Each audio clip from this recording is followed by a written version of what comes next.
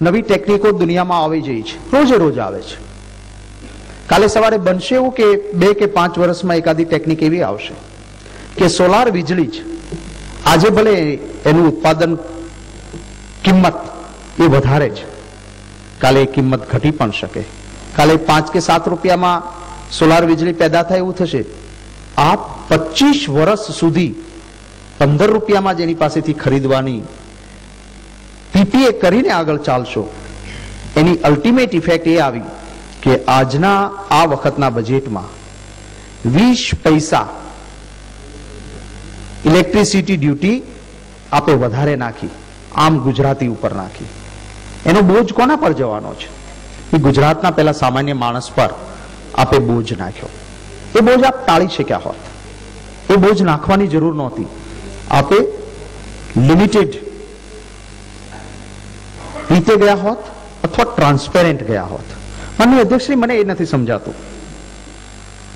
હું પણ સરકારના એક ભાગ તરીકે ગુજરાતની પ્રજાના આશીર્વાદથી કામ કરી ચૂક્યો છું. કોન્ટ્રાક્ટ આપવાના કામમાં, ટેન્ડરની પ્રક્રિયામાં ક્યારેય મંત્રી કે મુખ્યમંત્રીશ્રીને વ્યવહાર કરવાનો હોય નહીં. એના સાથે પત્ર વ્યવહાર પણ ના હોય, એના સાથે ઈમેલ પણ ના હોય કે એના સાથે ફેક્સ પણ ના હોય. એ તો વિભાગ પારદર્શક રીતે કરે, અને વિભાગ પારદર્શક રીતે કામ કરતો હોય એમાં મુખ્યમંત્રીશ્રીના પ્રિન્સિપલ સેક્રેટરી કે એડિશનલ પ્રિન્સિપલ સેક્રેટરી, ઓએસડી કે સીએમઓ જો ઇન્વોલ્વ થાય તો એ ટેન્ડરની પ્રક્રિયા છે એ દૂષિત થાય. એક હું મારા વહીવટના વડા તરીકે મારા સબોર્ડિનેટને કોઈ પણ વસ્તુ ફોરવર્ડ કરું, it means this is the desire of my master, I have to follow it. અને એટલી જ એક પ્રથા રહી કે ઇન્વોલ્વ નથી થતા. તો એ સમજાતું નથી કે સમગ્ર ટેન્ડરના મોટા કામોની પ્રક્રિયાનું એપિસેન્ટર એ કેમ સીએમઓ બની જાય? શા માટે આવે? હું કહું છું કે એના સામે કડક પગલા લેવા જોઈએ. કે if you are a contractor, you are communicating to me, I will punish you. હું તને બ્લેકલિસ્ટ કરીશ. If you have a complain, go to vigilance commission. If you have a complain, go before the High Court. If you have a complaint, go before the Supreme Court. Don't involve me or my principal secretary, my additional principal secretary, my OSD or my office. પણ એના બદલે શું થઈ ગયું છે માનનીય અધ્યક્ષ?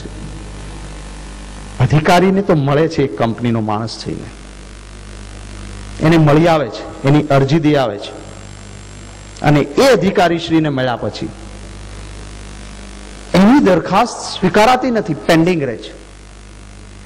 He is the best judge who is sitting in the department, who is following the procedure.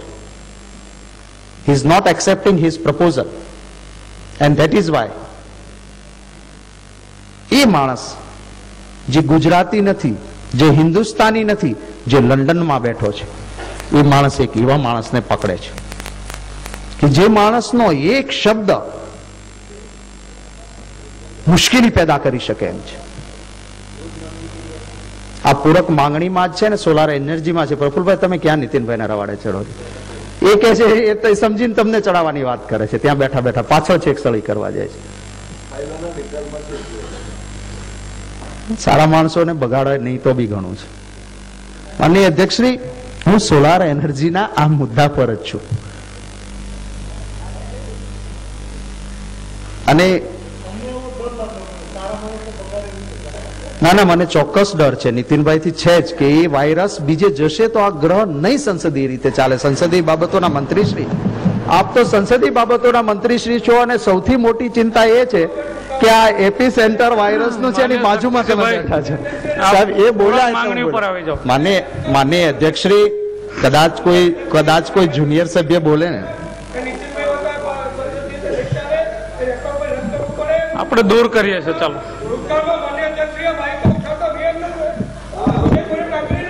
ભાઈ શક્તિસિંહભાઈ, આપના વિશે જે બોલ્યા છે તમારો ને મારો, નીતિનભાઈ, તમારો ને મારો ઇતિહાસ છે ને, એ આપણા બંનેનો ઇતિહાસ વિધાનસભામાં નોંધાયેલો છે. અને અને સાહેબ એ વખતનું કે આ વખતનું બહુ પડશો નહીં, તમારે બહુ પડવા જેવું જ નથી નીતિનભાઈ. આપનો આ સંસદીય બાબતો આપનો વિષય નથી. ટેન્ડરો કોન્ટ્રાક્ટ વાળું હોય તો બરાબર છે.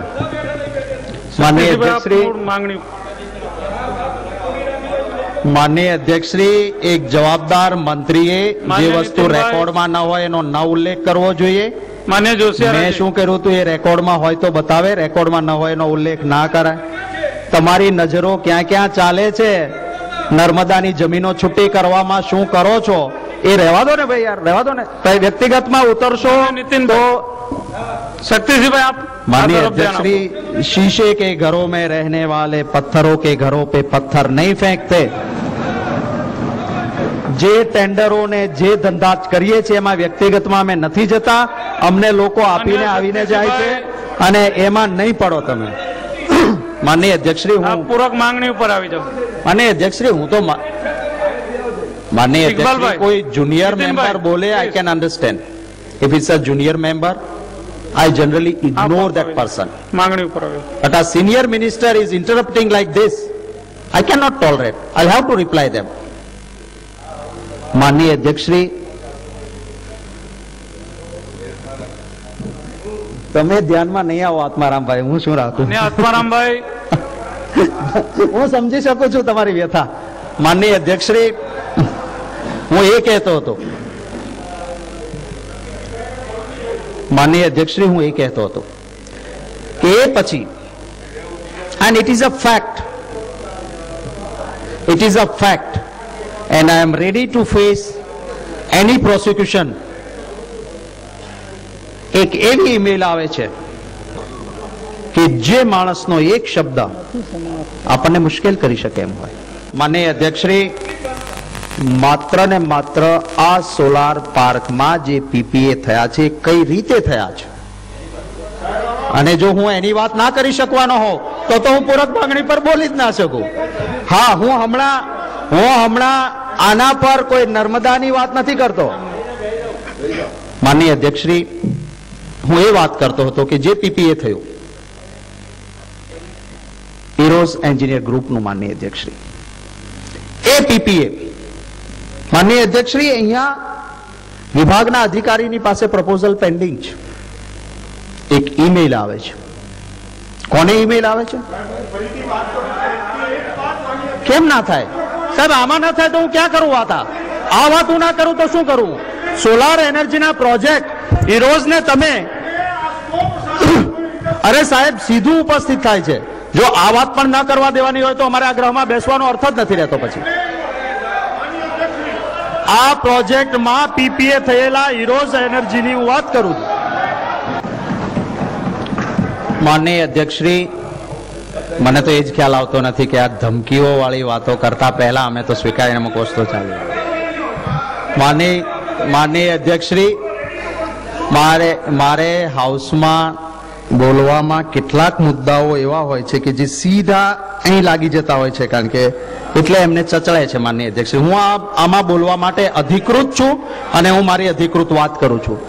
Honourable minister will have a time, will have an opportunity to deny my allegation. You will have a chance to say to put your case.